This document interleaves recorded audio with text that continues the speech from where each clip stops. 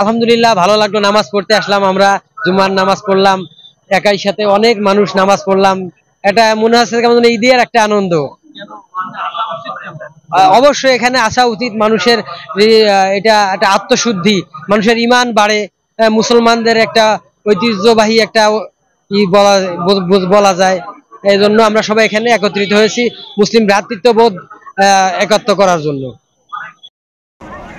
আল্লাহ সুবহানাহু ওয়া তাআলা এই হালত তৈরি করেন এবং আল্লাহ সুবহানাহু ওয়া তাআলা এই হালতের ইসলাম করেন।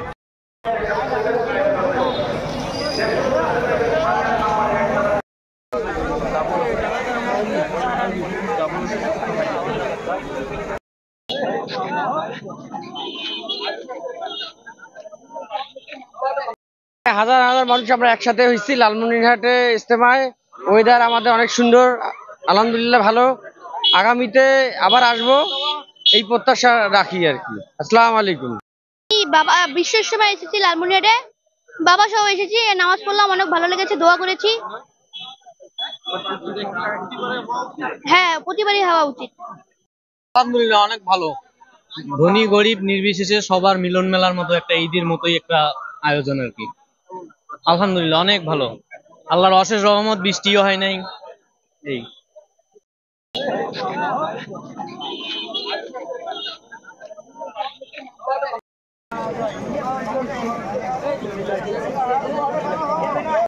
ভালো হয়েছে, নামাজ কালামও খুব ভালো হয়েছে, কিন্তু আকাশের দুর্যোগের কারণে খুব একটা করতে পারি নাই, কিন্তু কাদায় মানুষ নামাজ পড়ছে।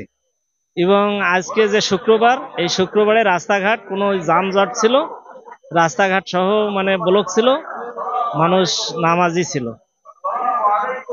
আলহামদুলিল্লাহ অনেক ভালো। ধনী গরিব নির্বিশেষে সবার মিলন মেলার মতো একটা ঈদের মতোই একটা আয়োজন আর কি। আলহামদুলিল্লাহ অনেক ভালো, আল্লাহর অশেষ রহমত, বৃষ্টিও হয় নাই। এই বাবা বিশ্বের সময় এসেছি লালমনিরহাটে, বাবা সহ এসেছি, নামাজ পড়লাম, অনেক ভালো লেগেছে, দোয়া করেছি। হ্যাঁ, প্রতিবারই হওয়া উচিত। হাজার হাজার মানুষ আমরা একসাথে হয়েছি লালমনিরহাটে ইজতেমায়। ওয়েদার আমাদের অনেক সুন্দর, আলহামদুলিল্লাহ ভালো। আগামীতে আবার আসবো এই প্রত্যাশা রাখি আর কি। আসসালামু আলাইকুম। নামাজ পড়ার জন্য আসছি, আল্লাহর কাছে দোয়া করার জন্য আসছি, আমার পরিবারের জন্য দোয়া করার জন্য আসছি। অনেক ভালো লাগলো।